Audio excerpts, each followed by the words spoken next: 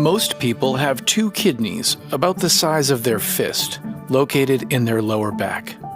Just like your brain or heart, kidneys keep you alive. The kidneys have many vital jobs. Balance water and nutrients. Remove waste.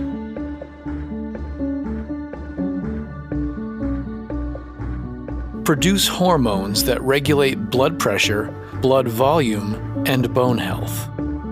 Kidney disease means having kidney damage. When the damage is temporary, it is called acute. When the damage occurs over a long period of time, it is called chronic kidney disease, or CKD. Chronic kidney disease can lead to the following: cause a buildup of waste and water, lead to weaker bones and other health problems, raise the risk of heart disease and stroke.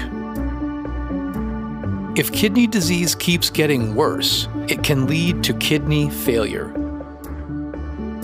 which is treated with dialysis or a kidney transplant. Kidney disease is diagnosed with blood and urine tests. An eGFR is a blood test that shows how well the kidneys are working.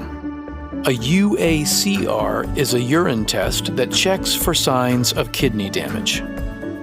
The two main causes are diabetes and high blood pressure.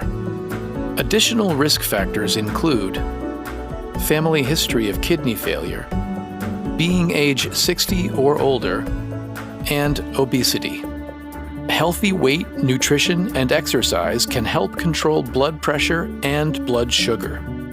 If needed, certain medications for blood pressure, diabetes, and heart disease can also help with kidney disease.